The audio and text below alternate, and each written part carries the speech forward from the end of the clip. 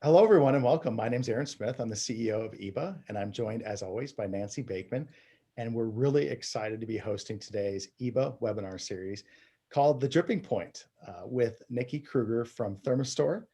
Nikki is the building science manager there, does business development, is actively involved in the building science community from ResNet to SPFA to APA. It's APA, right, Nikki? ACA.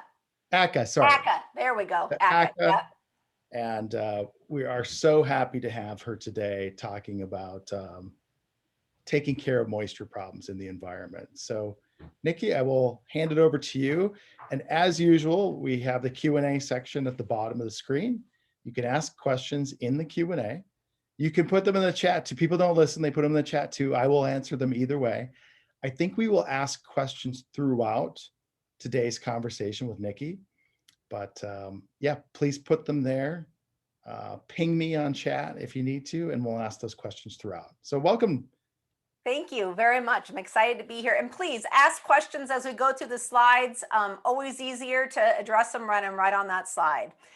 So today we are going to talk about some basics of thermodynamics and psychrometrics, how today's building practices and green building programs need to address more of moisture control from an environmental indoor air quality perspective, how we have made our AC systems lazy, and the need for dedicated dehumidification below and in the home. So a little bit more about Thermistore. We are headquartered in Madison, Wisconsin. That's where we manufacture all of our dehumidifiers, including Ultra Air, which is our whole house ventilating dehumidifiers. We actually invented that whole category of technology in the mid-90s. We have our Santa Fe basement and crawl space dehumidifiers. Those are more of our plug and play units. And then Quest is our commercial climate control line. And then Phoenix is our restoration equipment. So whenever there is a hurricane or a water loss of some sort where restoration contractors are coming in, we are manufacturing that equipment. We private label a lot of that, even on your building sites.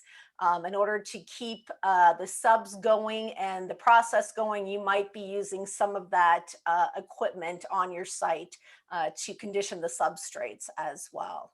Nikki, how many years in business for Thermistore? 1970.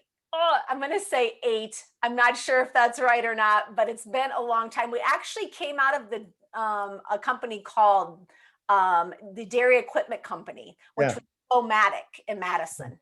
And Ken Gehring, who is, if you've ever been on a forum called HVAC Talk, he's known as Teddy Bear. Yep, 81 years old, and he invented and has the patents on a lot of these technologies. And he came out of the dairy equipment company. So. And again, I just want to reiterate, I'm such a big fan of Made in the United States, and you guys have and continue to make all of your products here in the Midwest, right? Absolutely. So if you call customer service, you're going to get somebody in Madison, Wisconsin. Fantastic. All right. And what's really important also to add about, we have these commercial line of products, especially the Phoenix ones. I mean, they're getting pulled off trucks and up and down stairs and placed and moved quite a bit. But the same components used in those commercial products are used in our residential products, which typically are placed in a crawl space, a basement, or in conjunction with an HVAC system and aren't moved around very much. So that's why we do have an industry-leading 6-year warranty on our residential products. So a little bit about me. Oh boy, it probably needs to be updated, but I've been in the indoor air quality industry probably closer to 20 years now. So 15 plus is right.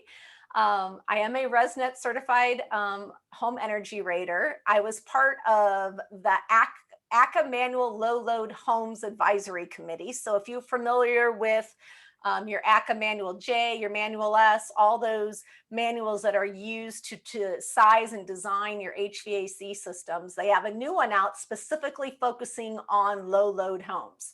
And when I say low load home, I'm going to say it's a low sensible load home.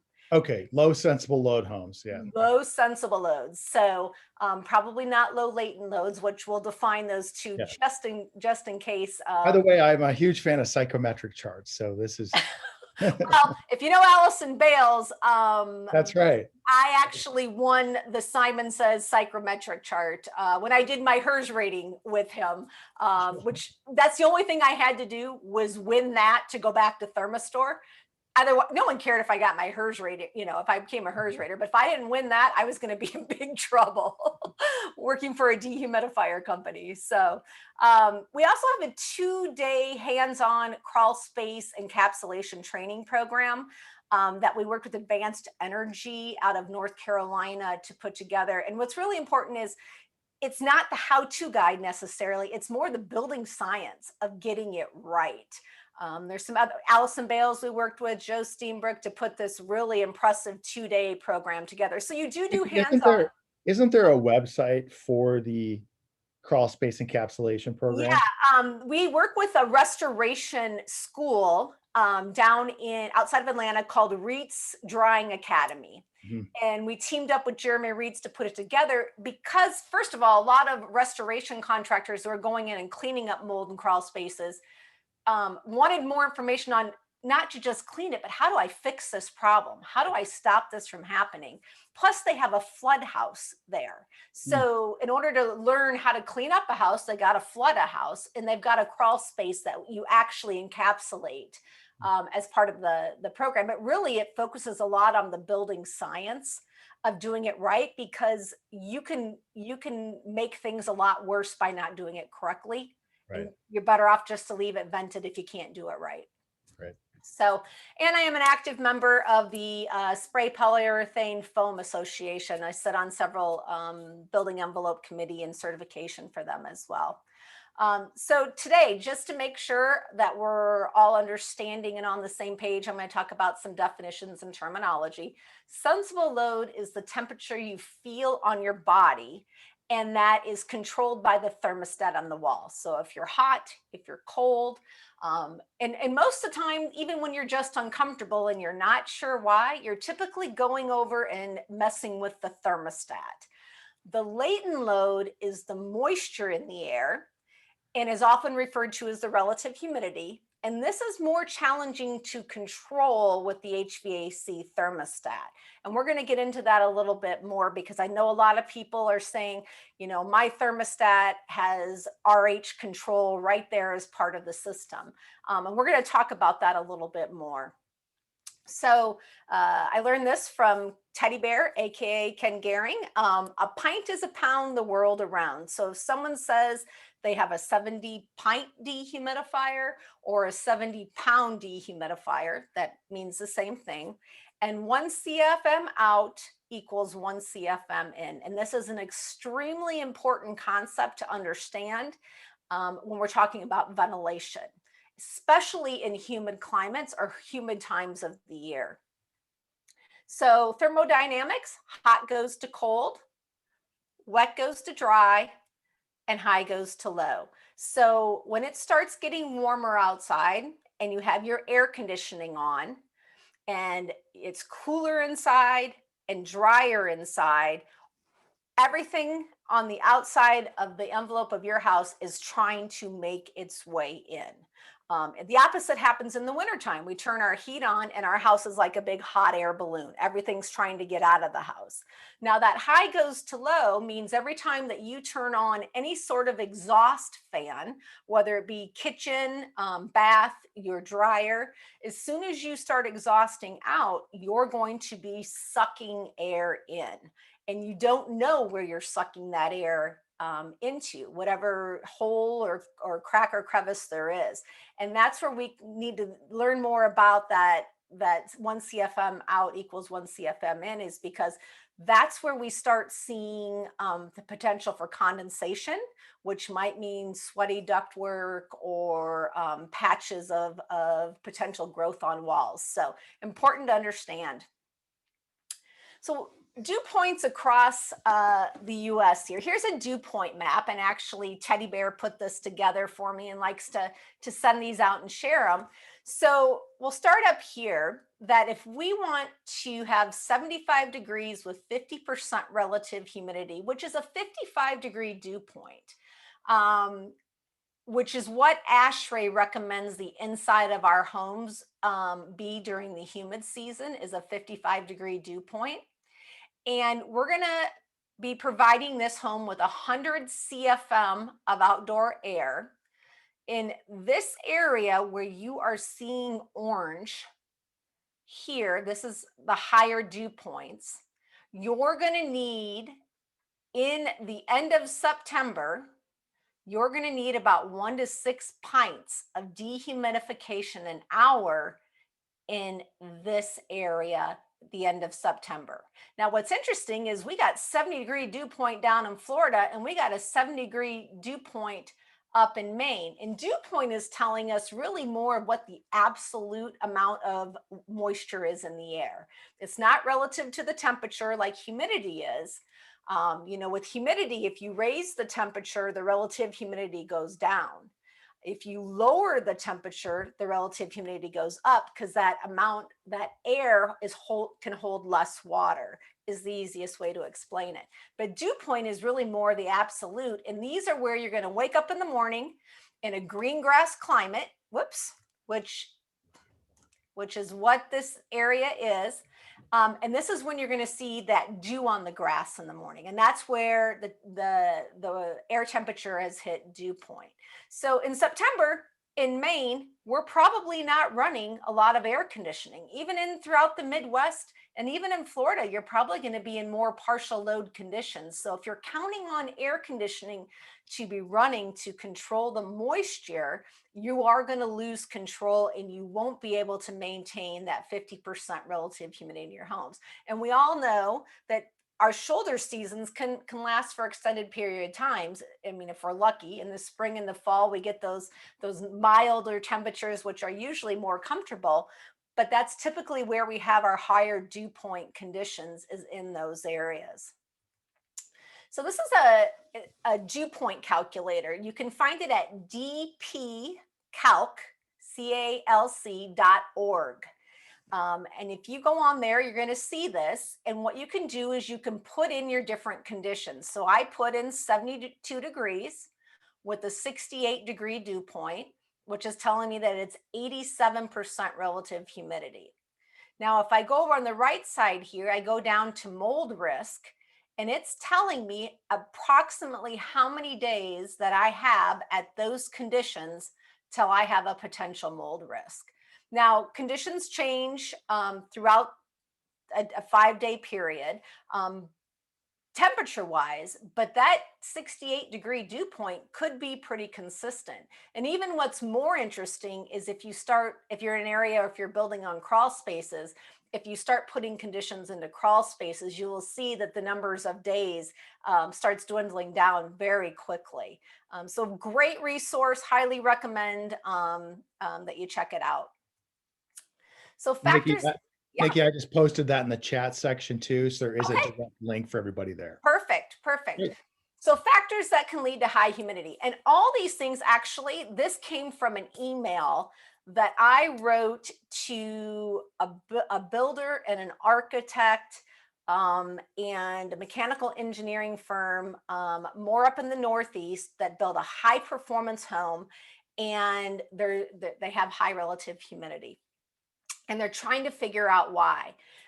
So we go through the obvious things, but there was nothing that was extremely obvious. So here are all the things that can add up to a little bit of humidity, contribute a little bit, but add to a much larger amount. Now, obviously, leaky house was not the scenario here, but when we have a tight house, not only are we keeping the elements that are outside out, but we're trapping whatever's happening inside in as well. Showering, cooking, breathing. Construction drying is huge. We, I think, often look in the building industry really how much moisture our building products, especially now, wood, concrete, the wood right now is very wet. I know we just did some construction ourselves, but concrete alone, just the drying, there's a lot of moisture. If you're using a lot of wood floors, cabinetry, going to contribute to the moisture load. Low loads means we have done our job and reduced the amount of runtime on the largest piece of equipment in the house by building a really good tight envelope, and we don't have the swings in really uncomfortable because it's warm or cold. So we've got the lower loads. Mechanical ventilation. You're in a humid climate. Anytime that green grass climate, you're bringing in moisture. You're contributing to the moisture loads. We're going to get a little bit more into the HVAC equipment and how that's changed, but very energy efficient HVAC equipment with high sensible heat ratios means very little dehumidification. And we'll break that down a little bit. High dew points outside, which we just looked at that map, mild temperatures. People generate moisture. Also, people are not going to operate the house or the mechanical system the way that we have designed them to. So it's all according to their lifestyle.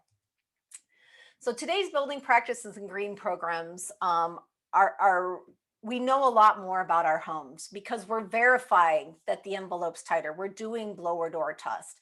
We're doing duct blaster tests. We're actually verifying that the amount of ventilation we're bringing in to meet the ASHRAE standard or whatever standard you're ventilating to. So you're not just putting it in, but you're actually verifying it's bringing that amount of CFM in. We have the lower sensible loads. We have more energy HVAC equipment, and there's a greater need for dedicated dehumidification. So when we say advances, like we said before, in low load homes, it's really advances in low sensible load homes. We're using continuous insulation, driving down that sensible load, airtight construction, better windows. Now, mechanical ventilation is going to add to the sensible cooling load. And of course, it's going to add to the latent because you're bringing whatever's outside indoors. But if the house is occupied, for indoor air quality reasons, you need to be doing mechanical ventilations. And then ducts and conditioned spaces are driving down that sensible load. When we're not losing 30% of our conditioned air through leaky ductwork and a vented attic, we are reducing the amount of runtime on that AC. Now, there is a DOE study out there that actually says by doing that, you're actually increasing the latent cooling loads, because if you're not running your AC very long anymore, you're not removing the moisture that it used to remove when it ran for long periods of time.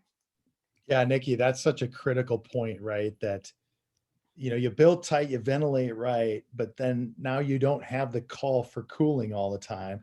So in the old days, you might have been able to get away with your cooling system doing some dehumidification for you.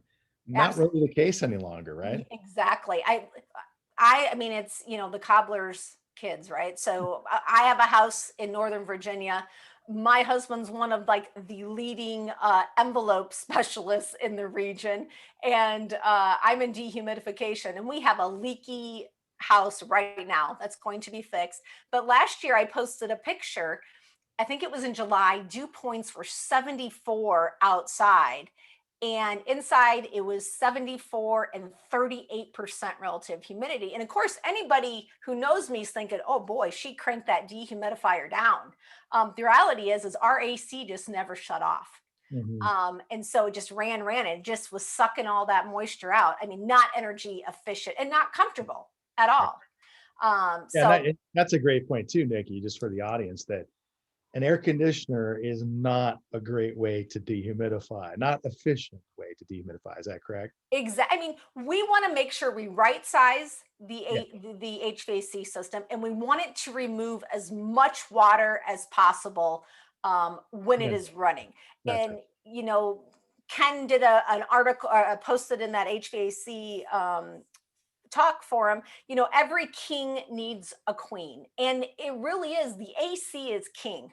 When the Mhm. AC is running, set it up to remove as much moisture as possible. But as he said, when the king is sleeping, it's going to need his queen to really be able to jump in and handle that moisture. It's Right. supplemental, is what the goal is. Now, It might be more of the primary equipment in the shoulder seasons, but during the cooling time, it really is the AC. We want to make sure we get set up correctly. But Great. you know, the ultimate goal of all these programs that are advancing our construction and moving us to high performance building, the goal is to build a tight envelope and reduce the amount of runtime on the HVAC system to save energy. That's the Right. ultimate goal. But no good deed goes Oh, unpunished. Nikki, quick question on the Yeah, last slide. Somebody asked about passive house would be included in that as well, correct? absolutely. Yeah. And Yeah. I'm actually doing a presentation for them tomorrow. Fantastic. Yeah, passive house.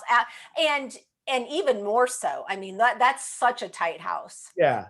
Yeah. Such a It's tight house. point 6 ACH, 50 pascals, right?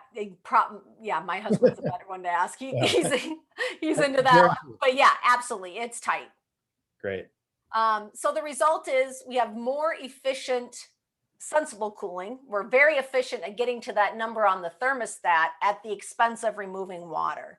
And what's happening and what we're seeing more and more is overcooling to remove moisture. Right. When I moved here 3 years ago to the Mid-Atlantic, in the last 3 years, a lot of times when I'm getting calls from builders, it's because they've got condensation on ductwork, Yeah. and so trying to figure it out. And so we go through, and a lot of times they're using exhaust only ventilation. So that's the number one thing that we've got to stop in a humid climate is using exhaust only ventilation. And one of the big developers here said, well, Energy Star makes us do it. Well, Mhm. Energy Star makes you ventilate. Yeah. Not exhaust only. You chose the cheapest option. That's right. That's right. And now it's not cheap because you've got a lot of unhappy homeowners and you're doing remediation Right. and in reputation and liability. So you got to think out longer than just what's the cheapest at the time of construction. Right. Especially with, I mean, most builders have a 10-year warranty on their Yep. homes, Yep. and Yep. it's not the way to go. No, exhaust only. Again, if we're exhausting, then we're sucking in from somewhere else and you don't know where you're sucking in. Right. So if we can get a slight positive pressure in hot, humid climates, that is, from the building science perspective, that is what we want to try to achieve. Yes. So our HVAC equipment is becoming very energy efficient. And we'll talk about how that is reducing the amount of water that's being taken out. And then we were seeing a lot, even in hot, humid climates. We call it the partial to no load on the AC.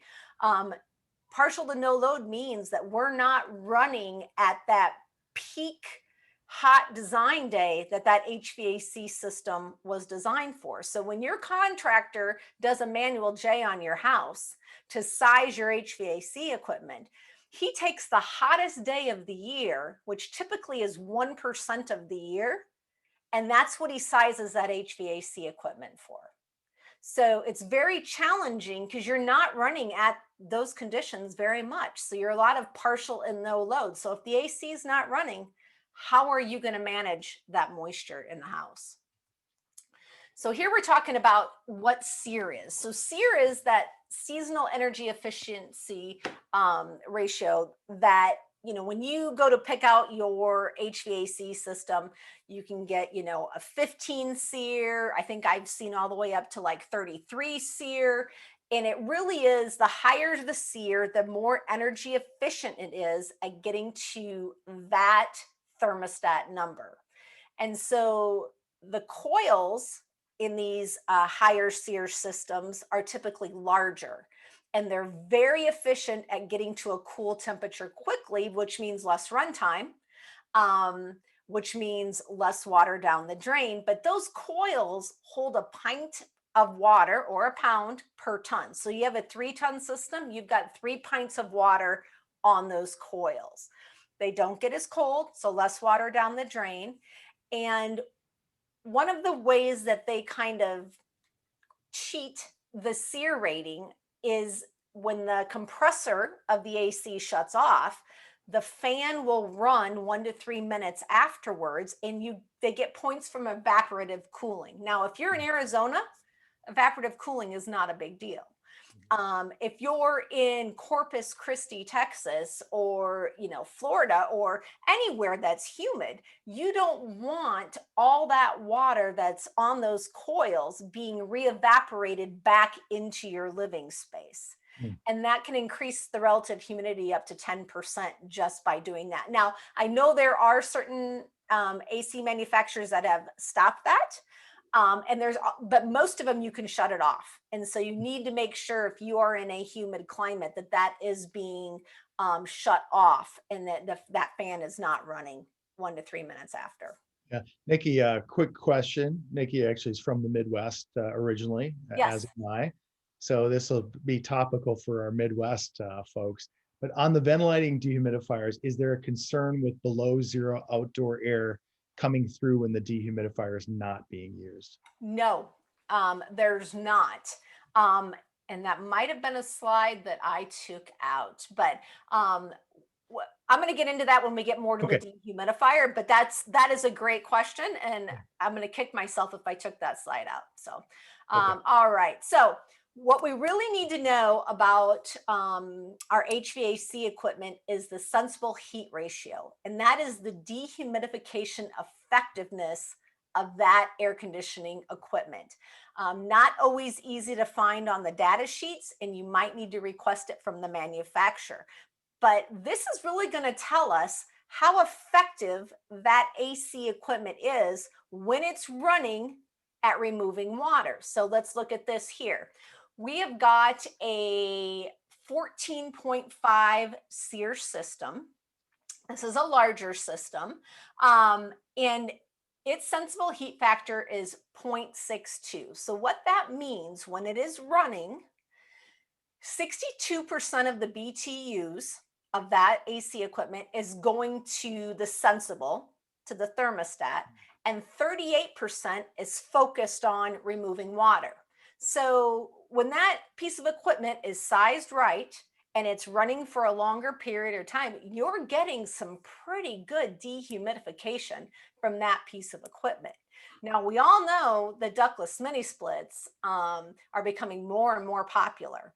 And this one here, we have a 33 SEER half-ton ductless mini split, very energy efficient at getting to that sensible. But if you look at the sensible heat factor of that one, 96% of the BTUs are going to just focusing on that thermostat, and 4% are going to water removal. And if you've ever seen the condensate line of a ductless mini split, I usually have my pen around here, but I don't have it right now. That's about the size of the condensate line is a penciler pen. They just are not real good at removing moisture.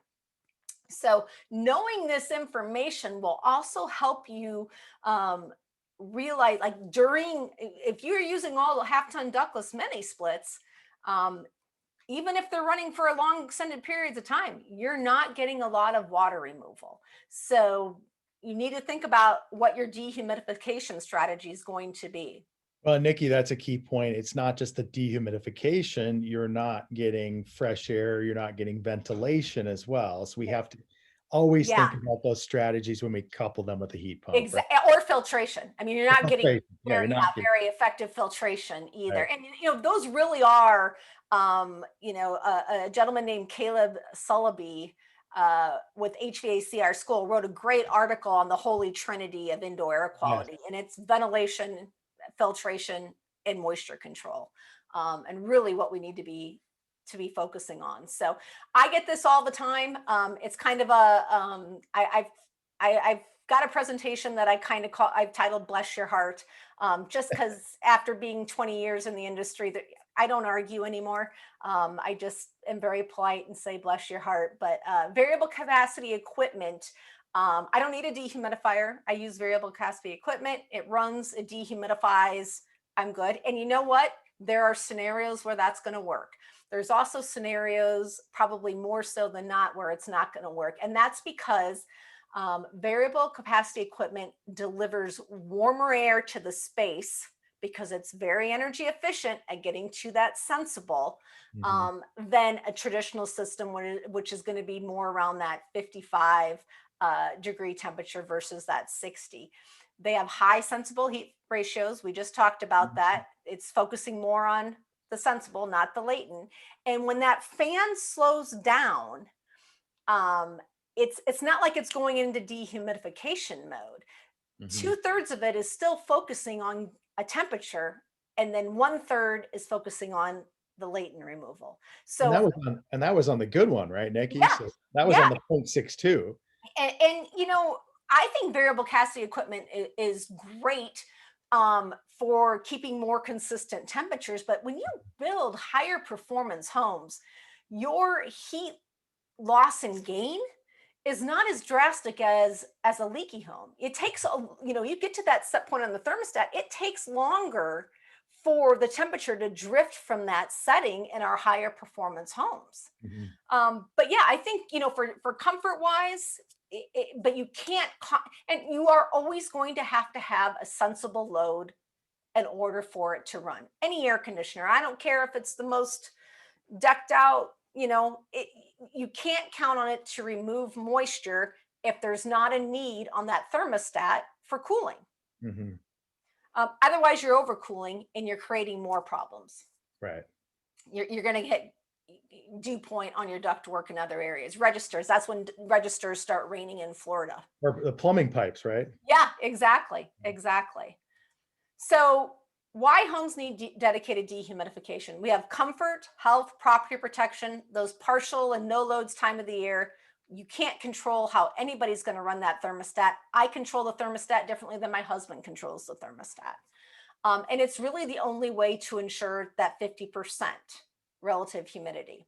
So, people, And Nikki, just a quick yeah, update for the audience. I mean, we really, I think with coronavirus and the pandemic, you really want to keep it between 40 and 60, with the target in the middle being 50, right? yeah, I think, that we can't just give out ranges without understanding that relative humidity is relative to a temperature, right? So Right. 40 is going to be in the wintertime. Yeah. Although, I spoke with a contractor, a net zero energy builder in Texas yesterday who wants 45 in his home at all times. So, but 40 is really the max. I mean, you're from Minnesota, I'm from Wisconsin.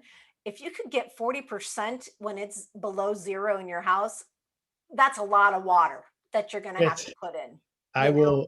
will agree with you completely, Nikki, that I mean, given my house is 1962, it's a little bit leaky, but Yeah, I have trouble getting to 38 on the really cold day in the wintertime. it's hard. It's Yeah. tough to do. And then, the 60%, you got to figure out from a health, uh, that is specific to coronavirus pandemic. Yes. And Right. that's I'm going to sneeze and the droplets are going to fall because the air is heavier. Correct. The reality is, if I mean, a lot of people have respiratory issues, a lot of people have asthma issues. From an overall health standpoint, 50 is really where you want to be Yeah. in the human times. And there's a lot of organizations I think I have here with their recommendations for health wise, but 50% really is ideal. It's great. And that's because where you're seeing the 50% on the controller means it's 50% there. The farthest bedroom away from the thermostat, you don't really know, Right. Good point. you know? Nikki, we had a So, question come in that's a little off topic, but we'll take it. Do you like vapor humidifiers for the winter in zone 5? so being that I am from Wisconsin, and lived in, I don't think any house I lived in was 1970s or newer, leaky houses. Yeah. I couldn't live in a house without I always had whole house humidifiers Yeah. on my systems.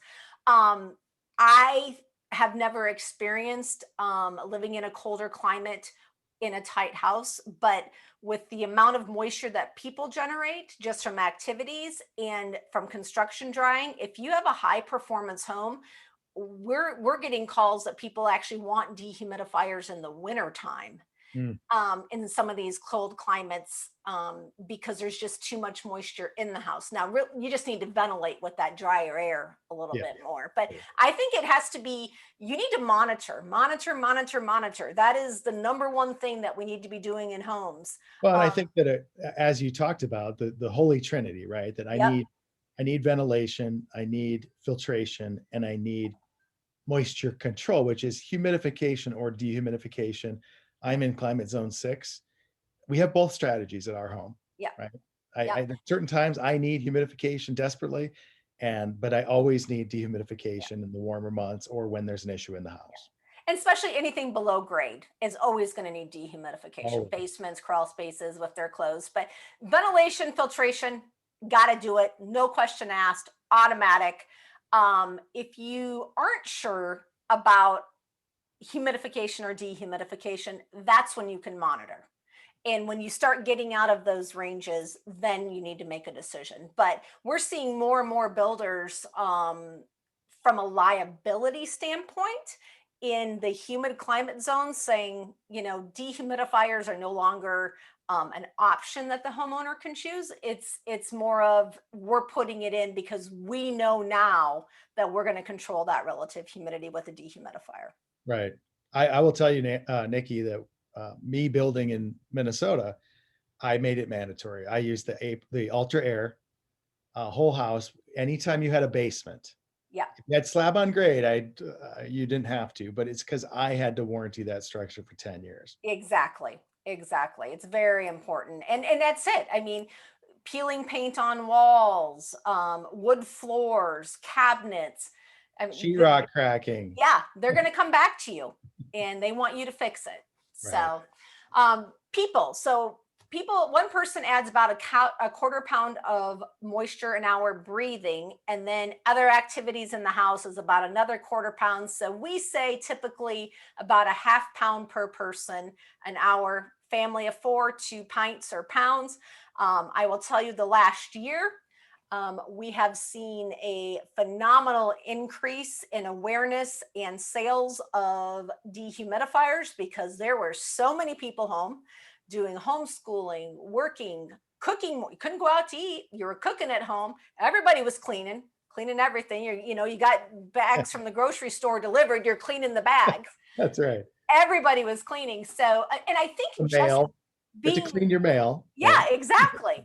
Everybody being home for extended periods in their homes actually realized, I don't know if my home is really that comfortable. I used to be gone for 10 hours, 12 hours a day. Not a big deal. It bothered me here and there.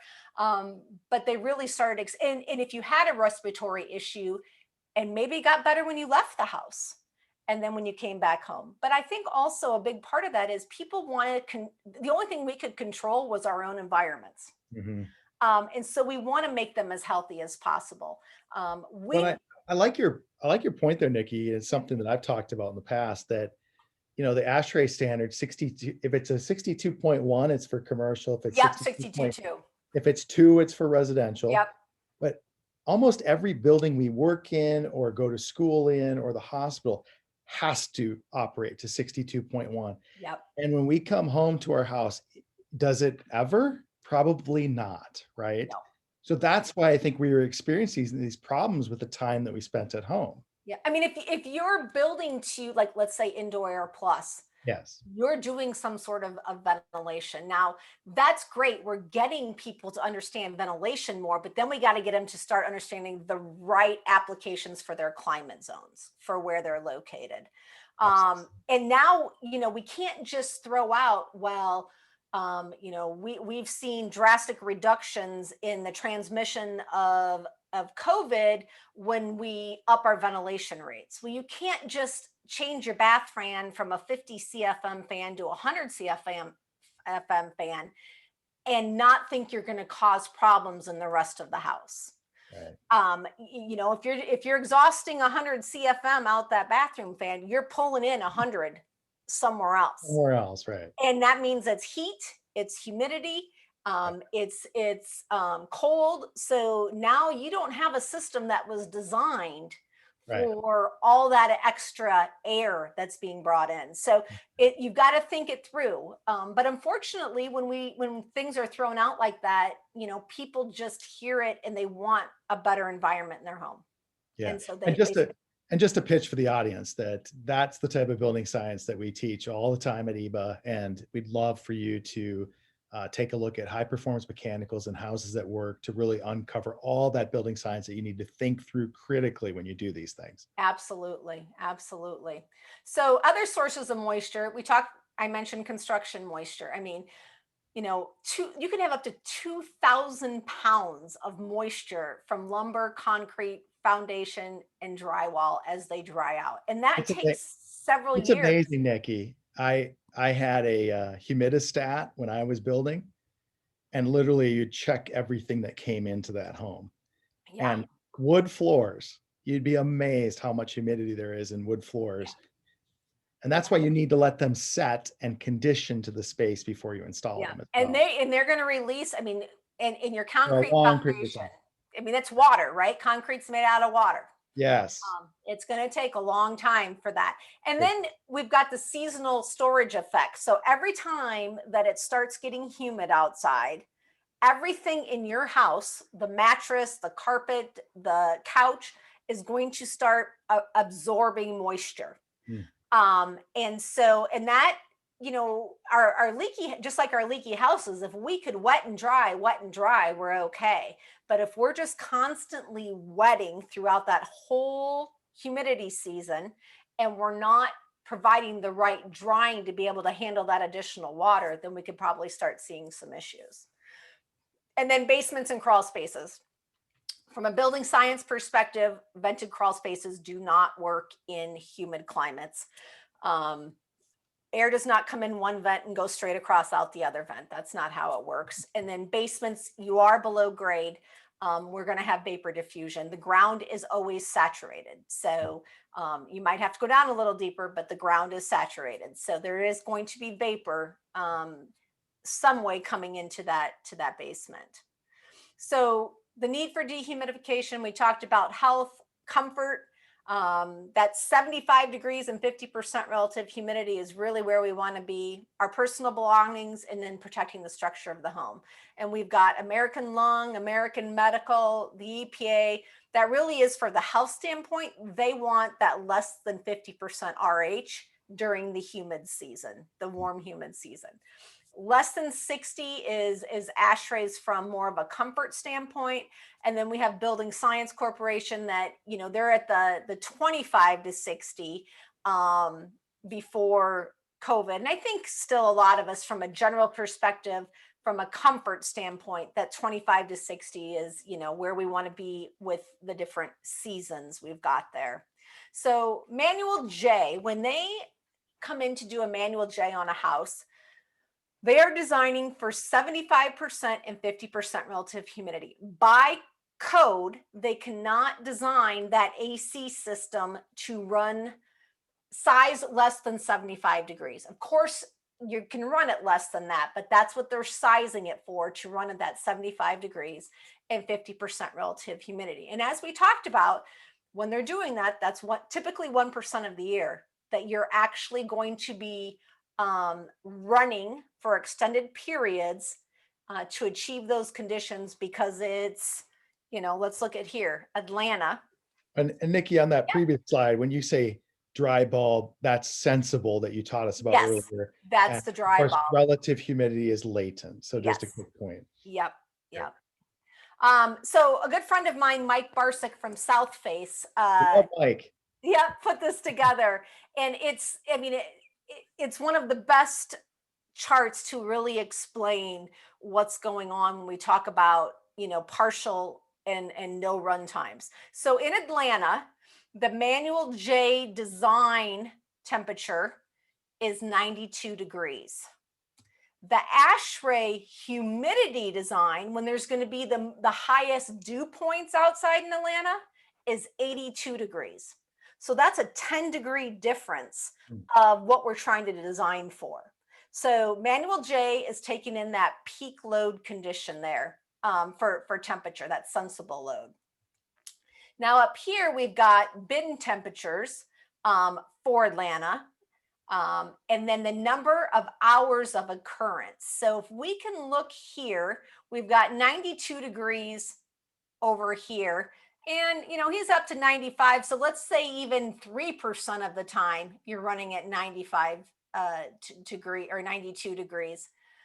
All these other times of the year where it's humid out, high dew points, you are at partial to no load conditions.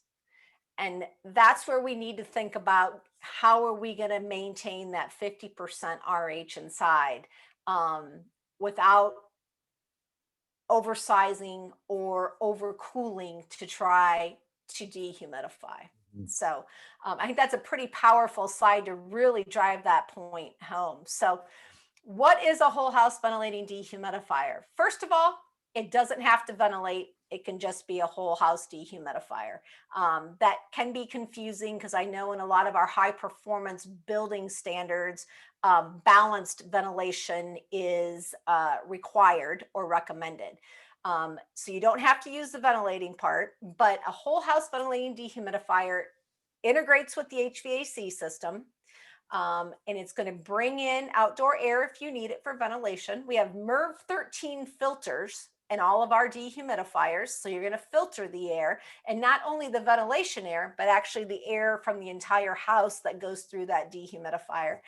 And then we are going to dehumidify the air in the entire home to a set relative humidity separate from the air conditioner. So we'll talk about how setting that up, but typically AC comes on, let it run, remove as much water as possible. The AC shuts off. The relative humidity is above your set point. Let's say it's above 50%. The dehumidifier is going to come on and remove moisture from the air. So Oh, go ahead.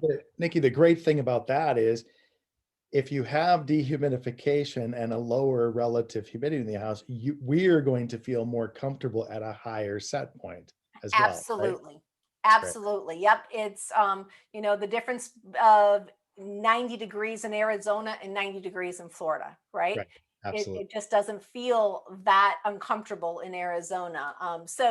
And it's, we don't claim energy savings because it's a lifestyle thing. I'm not going to say you put this in and you're going to save energy, but the reality is you will feel more comfortable at a higher temperature when you have a lower relative humidity. So you should be able to increase that thermostat 2-3 degrees without noticing the difference and actually probably feeling more comfortable. So this is our recommended install for our dehumidifiers. We like a dedicated return to the dehumidifier if possible. And then we are going to tie into the supply side of the HVAC system to distribute that dry air throughout the home. Now, this is a dotted line for fresh air, for outdoor air. You don't have to use it. There's a damper in there. You can cap that off if you're using a different ventilation strategy. But this does give you the option to do supply ventilation. And in a humid climate, trying to put a slight positive pressure on the house to stop the infiltration from the outside is the goal with using supply ventilation. Right. Plus, there's so much exhaust going on. I mean, bath, kitchen, dryers, you add that all up, just trying to get some of that supply in there is the goal. And Nikki, again, in this configuration, you would have that MERV 13 filter. Yep. So that the fresh air coming in, it's going to be filtered before being ducted into the HVAC supply. Absolutely. And I mean, for some houses that don't have a high efficiency filtration, this is the best filtration in the entire house. MERV 13 is really great. Now, what's great about this install is it's the most energy efficient. Because we have a fan in here, we do not have to use the fan on the air conditioner to move that air when we're running the dehumidifier. Little fan versus big fan, right?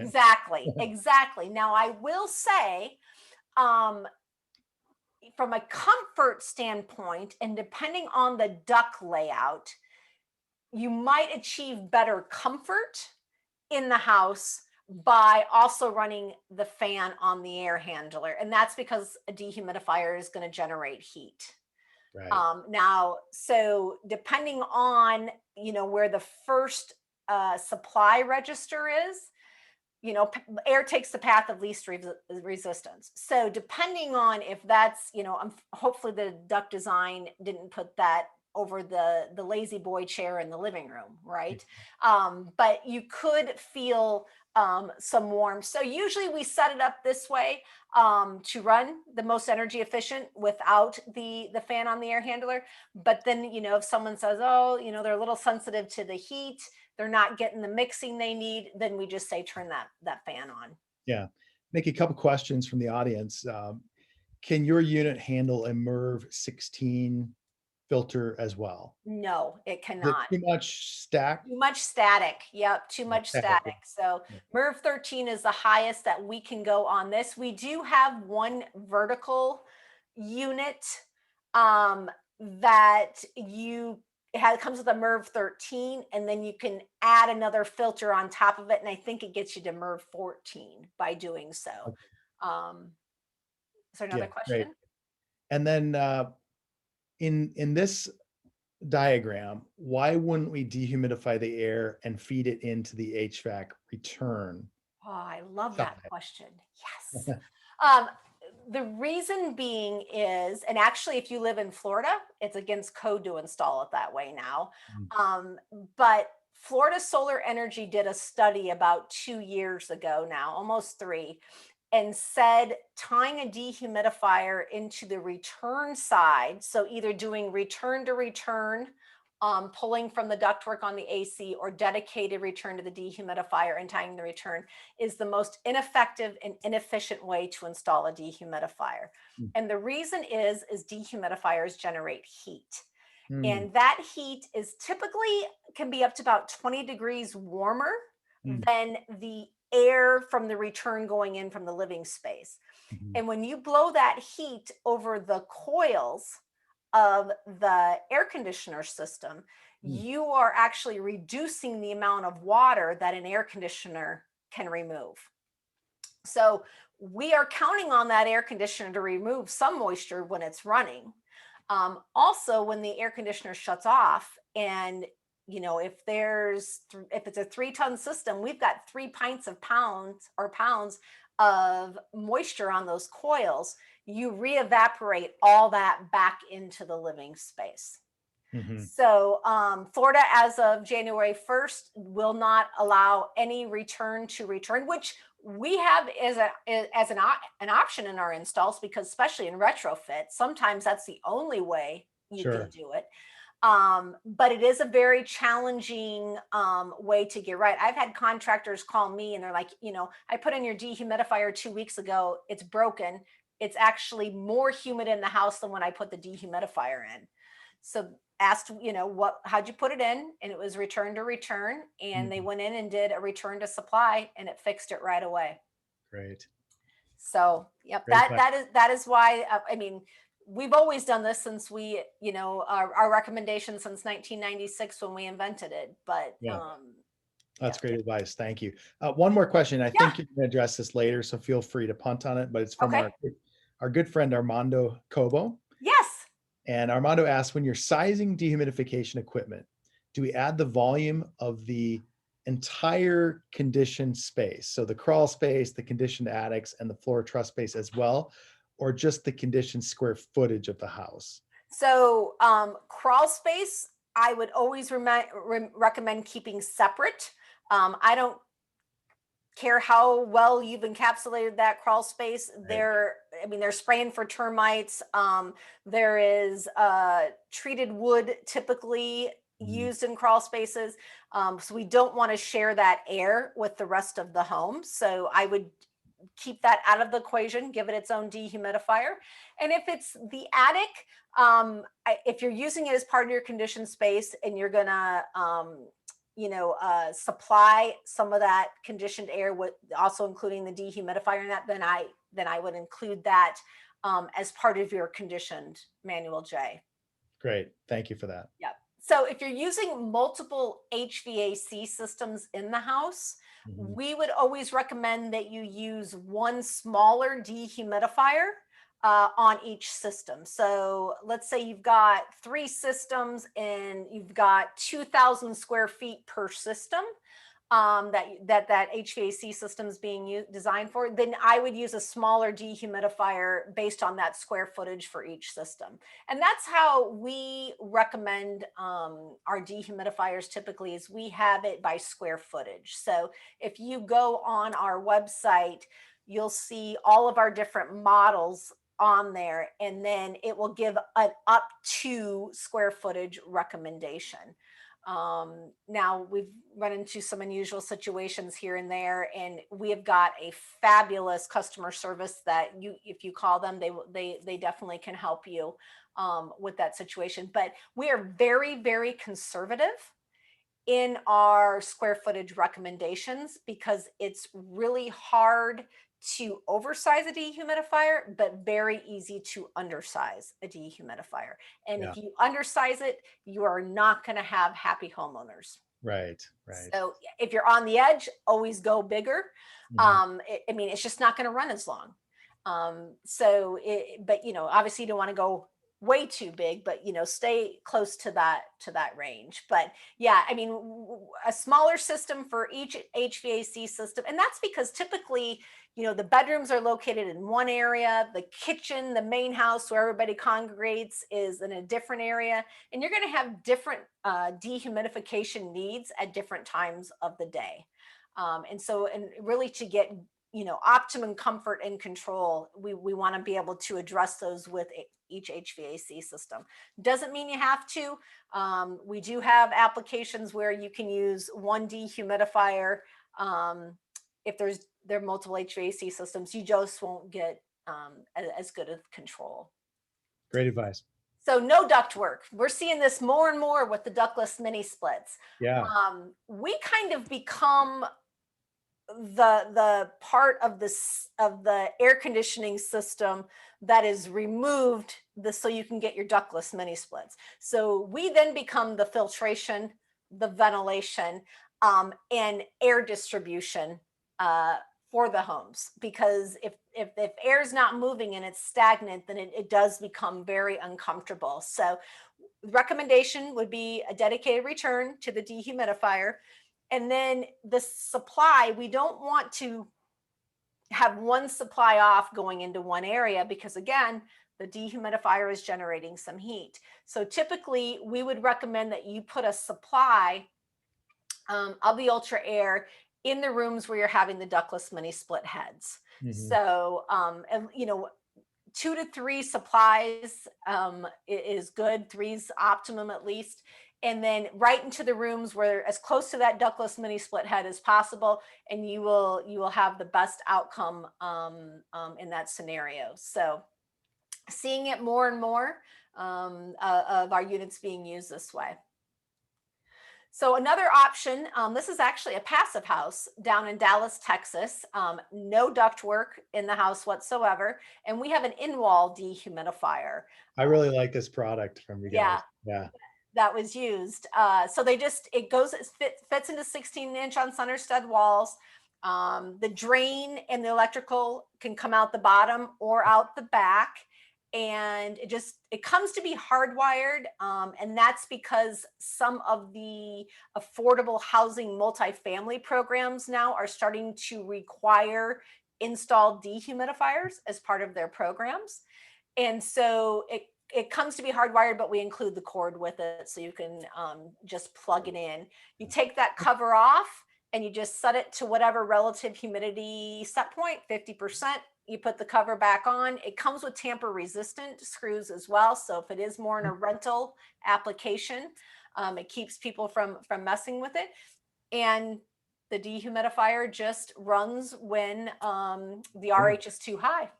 And Nikki, what I like here too is it looks like you're putting your condensate line into the plumbing in that bathroom right Yep. behind. Yep. No So need to. you have to be careful. You don't know what your code, know your codes, but Yeah. here they could do that. So they just drained right in. So it is hands off. Again, in a lot of multifamily applications, they explain, what this is and don't mess with it. It's providing, better health and protecting and super energy efficient. It's 33 pints of moisture removal, and you will the best control is always the ducted um, throughout the entire house and not just in one space. But this is a great alternative when you can't get that. Mhm. Yep. So Great. we have an app. It's called the Ultra Air Psychrometric Calculator. And this is going to help us understand how much dehumidification we need just based on ventilation. So the inlet are what the conditions are outside. The outlet is what I want my conditions to be inside. So I want 52% because I'm going for that 55-degree dew point. The flow is what the ventilation rate is. And then just based on ventilation, so not people, it's going to tell me how many pints of water removal I'm going to need a day. Or I can push this little I here and it'll tell me how many, I can switch it to how many pounds an hour. So pints a day or pounds per hour. And then you need to add in the people to this as well. So if they're home 24 hours a day and you have a family of 4, you need to add 48 pints to that. So great resource. This is what it looks like if we're in mild conditions where, we're not running at peak load. We got a high dew point outside. And this is what we want in. With that 100 CFM, we're going to need 74 pints a day. So our AC is not running at peak load. So how are we going to achieve that? Nikki, I did post a link to the app on your Oh, site in perfect. the chat section as well. So Thank you. And you then, of bet. course, we always have the 70 and raining, right? I mean, what are you going to do? That's when I get the variable speed. Well, we put in variable speed. Well, one speed of variable is off. And when a homeowner walks by and there's cool air coming out of a supply register, they're probably going to shut it off at 70 degrees and raining. Mhm. So 91 pints a day. And this, spring and fall, we can get these conditions for several days for sure. So like I mentioned, we are supply ventilation. So we do try to achieve that slight positive pressure. This is fairly doable in retrofit situations. Again, until I would say the last 5 to 10 years, most of our dehumidifier sales have been in retrofit situations. They're uncomfortable, high humidity. We're going to go in and put in a dehumidifier. We had a lot of custom builders that have been using our dehumidifiers in new construction, but I would say in the last 5 to 10 years, it has really skyrocketed with the number of builders really embracing dedicated dehumidification and using us for ventilation as well. Mhm. So when you're trying to figure out how much ventilation you can get with the dehumidifier, the max you can get is 1/3 of the total CFM. So this is our 98 pint dehumidifier that we say does up to approximately 2,300 square feet. What we're going to need to know and what your HVAC contractor can measure is what the static is when the dehumidifier is on that system, because that's going to reduce the amount of CFM that dehumidifier is generating. So 0.4, very common. So the max that you could get from this unit for ventilation is about 70 CFM of outdoor air. And that's max. So that means tight ducts pulled good, not a long run, shorter runs. So something to keep in mind if you're thinking about using the dehumidifiers for ventilation as well. So this is kind of a bless your heart and just something to think about more and more, because I know it is an extremely hot topic. But the best solution for ventilating in humid climates is smart ventilation to lock out undesirable outdoor conditions. When you say it like that, yeah, completely makes sense.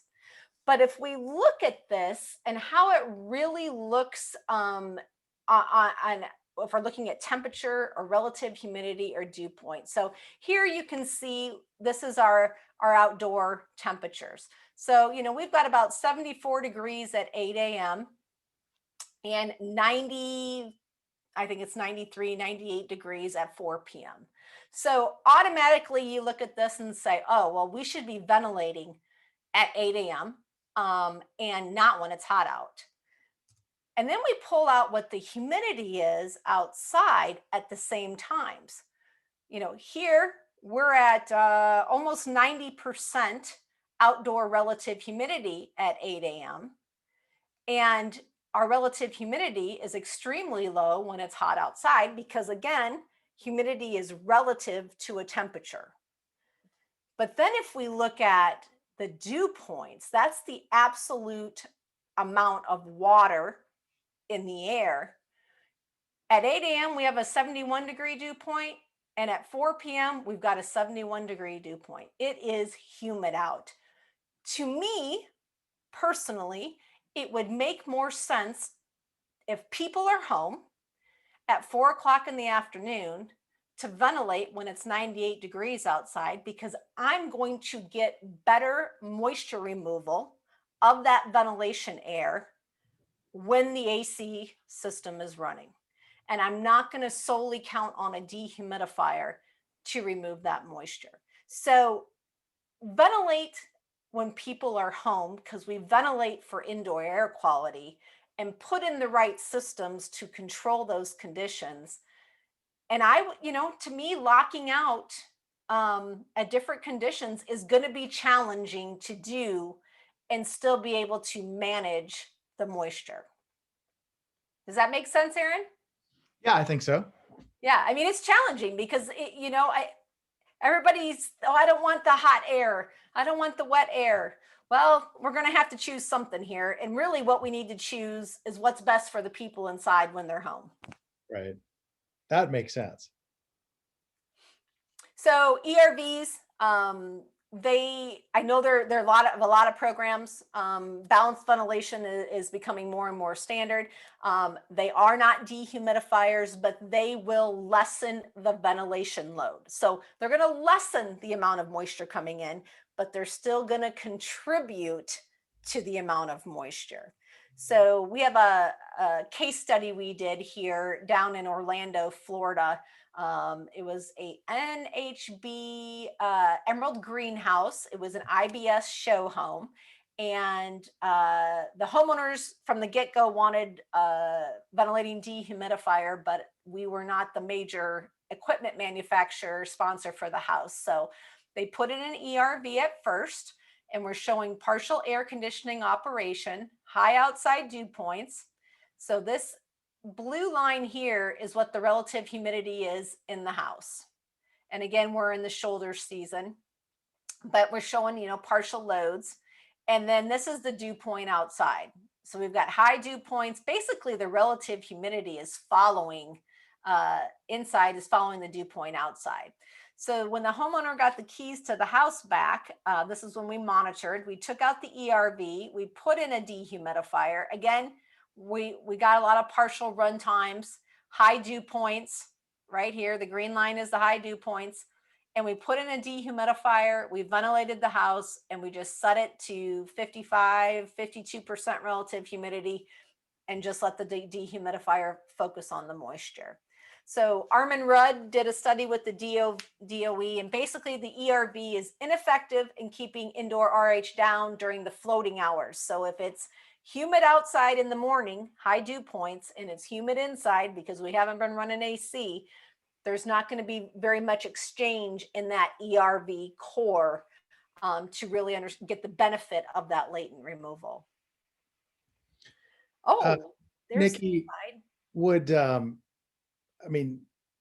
would that be different? I think it depends on your climate zone somewhat. And I don't think you're suggesting don't use an ERV product. You're just saying what I would expect is that it's back to the Holy Trinity, right? I'm going to deal with ventilation. let the ERV do that. I'm going to deal with filtration. You have an air purifier in the Ultra Air Sanify unit or other, and you're going to deal with control. That system is going to not be the best for dealing with keeping the relative humidity down. It can't be your sole moisture control right. strategy. So the Cadillac, and if any of you know Matt Reisinger, the high performance builder in Austin, I found him 12, 13 years ago installing Ultra Airs. To him, the Cadillac system is an ERV and a dehumidifier. The ERV does the ventilation, the dehumidifier dehumidifies Absolutely. the house. Absolutely. That's what I just want to make sure, we're not suggesting to people necessarily to take, it's the best system you can do is. Yep. And I will give you an article on how to work that because we get it all the time. And more, I think it is becoming accepted that people are starting, whether it's the builder or the homeowner are understanding more that they need to invest more in their mechanicals. Correct. That, like you said, it's the health. It's the health of the home, of the people in the home. And so, but if you have somebody that it's one or the other, then in our opinion, getting the ventilation and the filtration and the dedicated dehumidification, probably those benefits outweigh just what the ERV is going to do. Makes sense. Now, the scenario I put up here for that, someone asked about a cold climate, that air being delivered for ventilation. In our manuals on our website, we have the hot climate and we have a cold climate scenario. And so basically just what we're showing here is we're not talking about any latent removal. We're just talking about what temperature of air is going to be delivered to the space. So if it's 90 degrees outside and we have 70-degree air in our house, we bring those air streams in. They mix in the box of the dehumidifier. We're not running the compressor. We're just mixing the air with the fan, and then we're delivering that air to the space, and we've got 75-degree air coming out. And again, we have that same scenario for a cold climate as well. And then this just shows like and this would be an HRV because basically we're not getting any latent exchange in here. But if it was 90 degrees outside and we're bringing that in and we are crossing the paths to pre-cool that indoor air with 70-degree, we'd be delivering 80-degree air into the house. So we're just looking at temperatures here. Nikki, some clarification on the concern with the below zero outdoor air. Yep. Was ice forming on the coil. Is there an issue? And if so, how do you do it? No, because that air is going to be mixing with the indoor air. And so remember, you're only getting a third of the total CFM of that unit through, and I'm pointing at the screen, which nobody can see, a third of this. So this is a 6-inch duct. And this is, depending on what size unit, this is an 8 or a 10-inch duct. So that's your dedicated return air duct. Exactly. You're always going to be mixing the air that's being conditioned in the space. Yeah. More of that air with less of the ventilation air, in order to get that mixing before it's delivered. Right. And if you were bringing in outdoor air, there'd be a damper on that line A that would prevent the outdoor air from coming in. Yes. So there's a damper. That's just kind of a damper to set up the CFM rate, but you would hook up a motorized damper that then goes to your thermostat, to set up your ventilation schedule. So then that ventilation would open at certain times, however you set it up in order to get that ventilation. Great. Yep. One question. Yep. How does the dehumidifier work in a passive house situation where constant fresh air is required, not recirculated? Yep. So you can bring in, well, typically in a passive house, you've got to use an ERV or an HRV. So we're just dehumidification. That's right. That's the Cadillac system. We are just the dehumidification. We do have one house where they just toggled the ventilation of the dehumidifier with the bath fan. So when we're ventilating, because there's a ventilation schedule on the thermostat, then the bath fan comes on. So we're kind of getting balanced, but it's not the reverse. If you went into the bathroom and turned the bath fan on, the dehumidifier isn't going to come on. Mhm. So you're getting balanced-ish. Yeah, pseudo balanced ventilation. Yep, yep. Yeah. Can ERVs and ducted dehumidifiers be installed together? Absolutely. They can, but you will always be better off keeping them separated, because ERVs have fans and a dehumidifier has a fan. And now we've got competing fans, potentially. Yeah, what you're saying there, Nikki, I think is don't put them in line. Well, we have, you can. Okay. A colleague of mine, David Treelevin, wrote an article for Green Building Advisor. If you just go on Green Building Advisor and put in ERVs, I think it's like the second or third article that comes up, you'll see this picture. And it is all the different ways to install a dehumidifier in an ERV together, Okay, great. and the pros and cons of each one of those. He'll start out by saying, keep them separate. That's the best. But if you want to put them together, here's ways to do it. But you're going to have some pros and cons with that. So good article. Area dehumidification. Just want to get into crawl spaces and basements a little bit more. Again, vented crawl spaces do not work. They do not control moisture, and 50% of the air in the living space comes from below the home if there's a crawl space or basement. So that's mold, bacteria, cockroaches, all the bad air contaminants that can lead to respiratory issues. Air rises through the home, and it carries all that with it, and it compromises the indoor air quality in the home. So Advanced Energy out of North Carolina they are kind of the leading organization on research in crawl spaces. We teamed up with them for that 2-day crawl space class that we put together. But they have done research to show that vented crawl spaces are 19 times more likely to experience relative humidity excess of 70%. This is the current 2021 code. I know a lot of people think that they have to put supply air into their crawl space or exhaust air. We did some research on 2 crawl spaces here in Northern Virginia in habitat houses right next to each other. We encapsulated the crawl spaces, used supply air in one and a dehu in the other, monitored them. The one that we put supply air in, the RH was above 70% spring, summer, and fall, because you're counting on the occupants in the living space to run an air conditioner to put cool, dry air into a space that's already cool, which means automatically we increase the RH when cold air goes in there.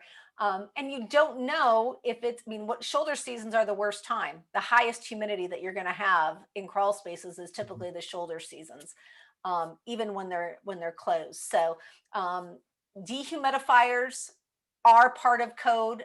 You can put a dehumidifier in. The 2018 said 70 pints per 1,000 square feet.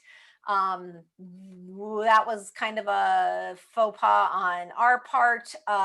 So we went back and said, just do it in accordance with the manufacturer's specifications. All you want to do down there is control the humidity.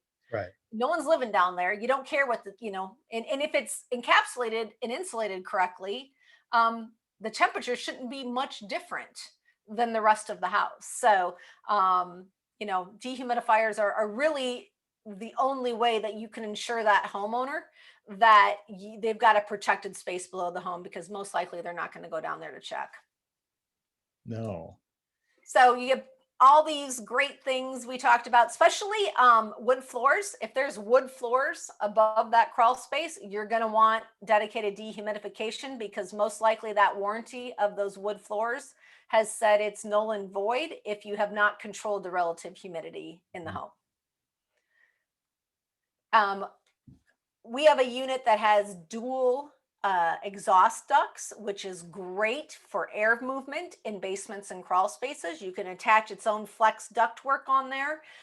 What's great about this is these standalone dehumidifiers, all their humidity sensors are usually located right, in the return airstream to the dehumidifier. So if we can put some duct work and get that drier air to the farther corners of that space, we also prevent short cycling of the dehumidifier and creating a microclimate where, we're just discharging the warm air here, and then that sensor reads that and thinks, oh, I don't have to dehumidify, but then we've got higher humidity out in the farther areas.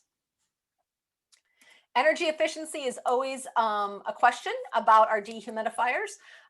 We do manufacture some of the most energy dehumidifiers on the market. I know that a lot of questions we get is, well, are they Energy Star rated? We've always felt that Energy Star was very important. In the last couple years, I think in the last year, they've decided to rate the energy efficiency of a dehumidifier based on the size of the cabinet. So I don't know about you, but I've never seen a washing machine or a refrigerator or a dishwasher rated for Energy Star based on their size. It was all about energy efficiency. So some of our units no longer are Energy Star rated based on their cabinet sizes are too big. Sometimes that's how you get the most energy efficient units, by being able to make the cabinet a little bit bigger. But what you can do is you can take the watts of our dehumidifier. So this is our 98-pint dehumidifier. This is a website called Residential Energy Dynamics. This is their electrical or their ventilation electrical usage calculator.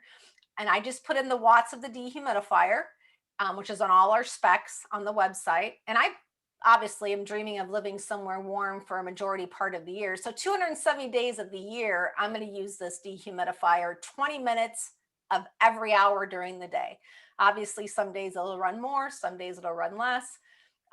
11 cents, you can put in what your kilowatt is, and then it's going to tell you here what the annual electrical cost would be to run that dehumidifier for that amount of time and that cost per kilowatt. So great resource to use. And Nikki, I noted on your website, you do have, it looks like kilowatts per liter per unit called out on the website. Yep. That's what Energy Star goes by. Okay, great. Yep. And cabinet size. Okay. So if any of you know Dr. Joe Steenbrook, yes, big fan. You cannot energy conserve your way to dry.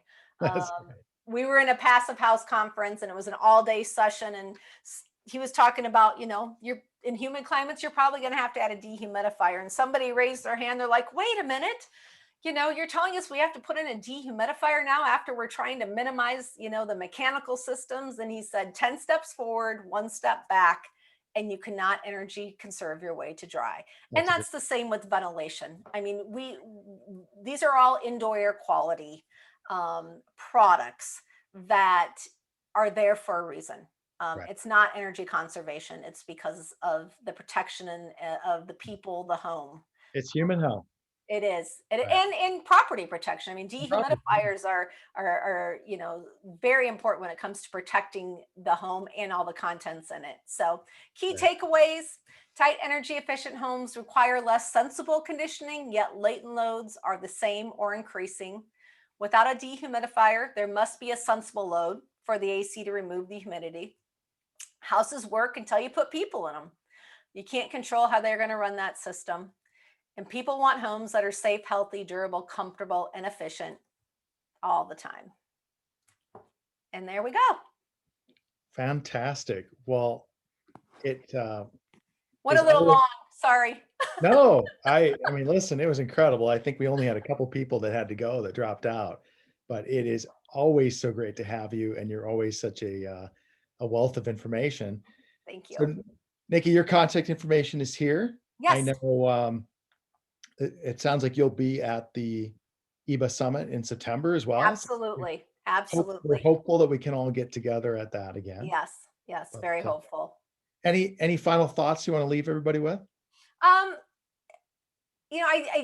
know energy efficiency is so important, but you know, if anything, the last year has shown us that indoor air quality is probably more so. And you know, we can't be chasing that last BTU all the time. We've got to think about the people that are living in there. And if we keep them healthy for the majority of time, you know, they're going to be able to fight off more of what's going on out there. Yeah. Well, that's a great, And it's a great. great selling point for all Yeah, builders. I mean, energy efficiency and indoor air quality, that's what people want.